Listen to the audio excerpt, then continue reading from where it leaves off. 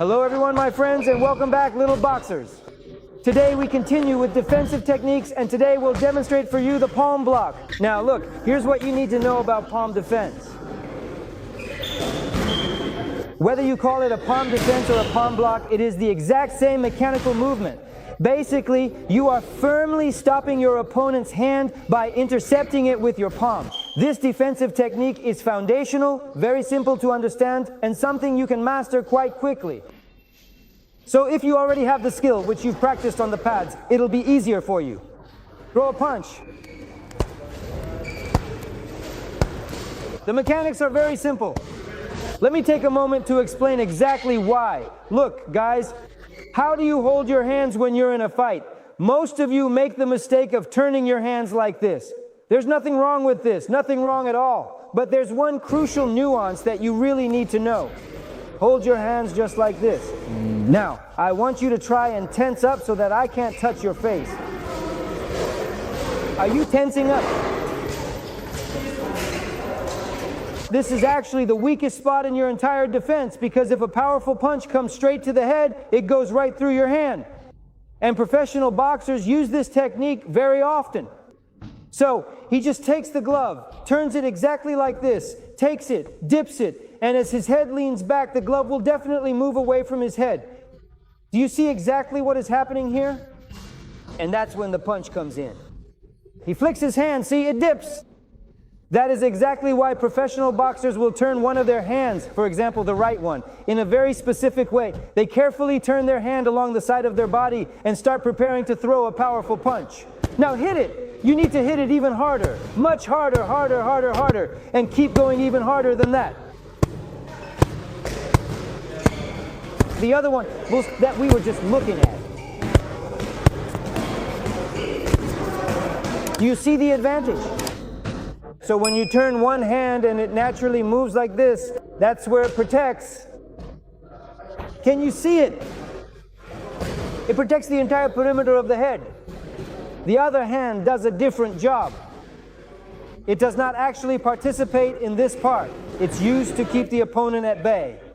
Allow me to explain exactly why that is. If you happen to be right-handed, then your dominant hand, your strong hand, your fast hand, and your well-coordinated hand will naturally be able to keep up with the movements of both the right and the left sides. However, when it comes to the left hand, well, how can I explain this? There is this specific effect that occurs when the hand suddenly jerks quite sharply in one direction, but then it doesn't return back to its original position. In other words, the reaction is instantaneous when contracting. You jerk it and leave your hand there. The right hand doesn't have this effect because it's more developed. You eat with your right hand, you comb your hair. Well, judging by your hairstyles, you don't comb your hair, but you scratch your head with one hand. Right? With your right hand. You write with your right hand too. So by its very inherent nature, it has already been prepared for this specific kind of defensive mechanism. You see, the left hand simply can't handle a right punch. It is very hard to block a right punch with your left hand. It is very, very hard to block it effectively. Not only is it incredibly hard to block, but you also end up exposing yourself completely. Here, you can safely hide behind your arm, or even hide right under your arm. The other hand. The other one.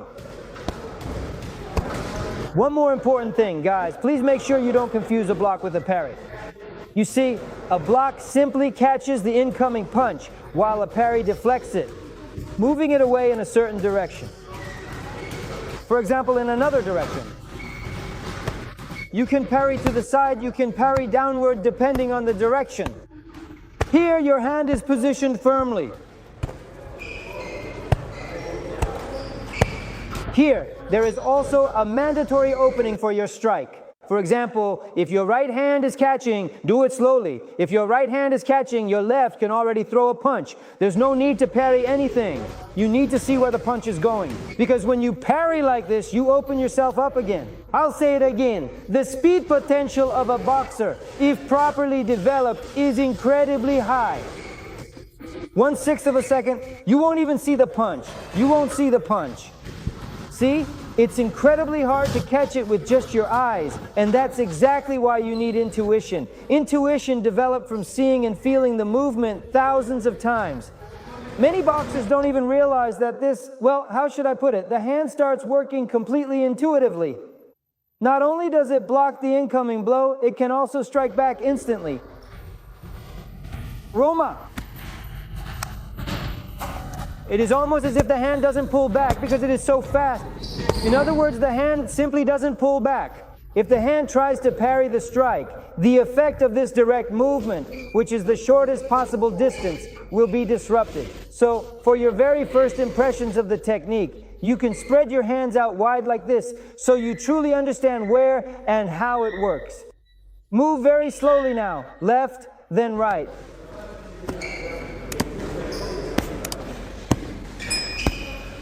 You can extend your arm out or you can keep it bent. In this case, even well-made, quality gloves are designed with special pads that, if needed, you can use to parry your opponent.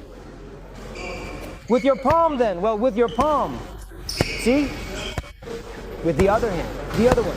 First with one and then just the other. You still need to train your other hand as well. So it should always be actively involved here, just like when you are working on the pads. You never know, you might have to defend yourself with it too.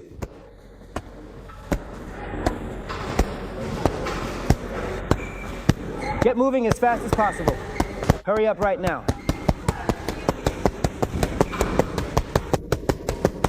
So do you understand the task? First, make sure to get ready with both hands well before contact. Start very calmly and gently so your eyes can take everything in clearly. Get yourself ready now. 30 seconds box. Make sure to catch it, really catch it. Don't just parry, catch. Try to keep your hand as close to your head as possible. Now guys, if you look in the rules or even in the old textbooks, it clearly says that when you're defending, for example, using this kind of active method, your hand should move away from your head by no more than about 10 or 15 centimeters at the very most. That is the maximum right here. So when a punch is thrown, well, here is the punch. You can either meet it directly, like you are doing now, or gradually let it slip past, effectively using your shoulder as a system. Do you understand why you were doing that? In the first part, you were blocking. That is, you were bracing with your legs and with your hands. The same principle applies right here. With this part, it's as if you're constructing a defensive block. But you shouldn't pull your hand over here. The more you pull it over here, the much lower chance you'll have to bring it back into position quickly. Under normal circumstances, this punch is executed by using your entire body. The body shifts its weight forward. Rather than just moving the hand, it is driven by the body's momentum.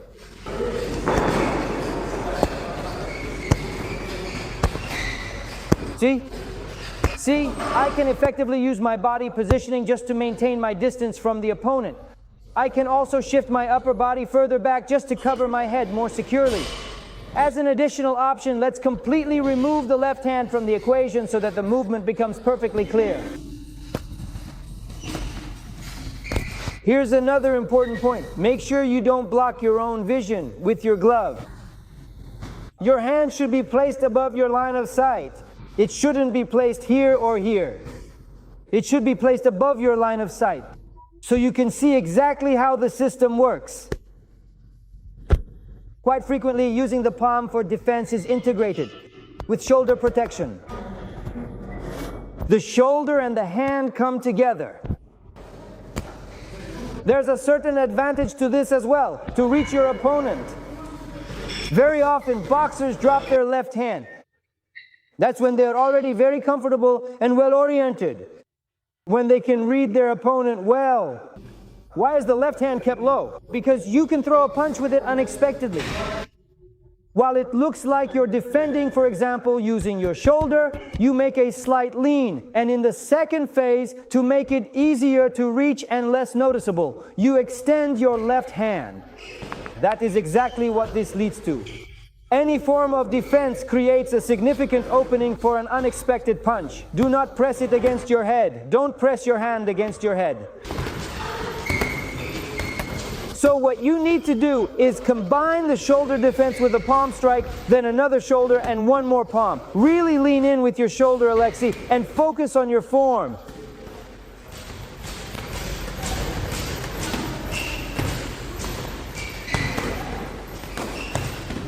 It's hard, isn't it, to tense your arm like that? Because it's wrong. You overstrained your shoulder. See how it is? It's difficult. Relax your arm. It moves easily. Look, just like when you use the pad. You strike. See, there it is. You move your body forward. That's the movement. Left, right, both are working.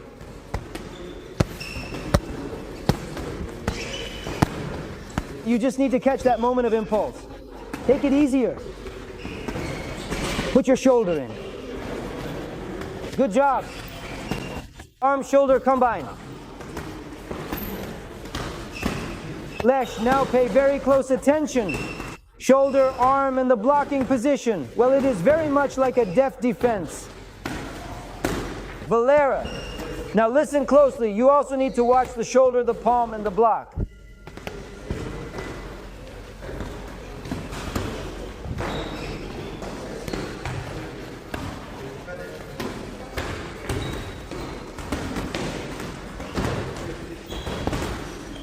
Don't stick to him, Matvey. Give him some distance to breathe. Guys, honestly, all the different defensive maneuvers in boxing are incredibly interesting.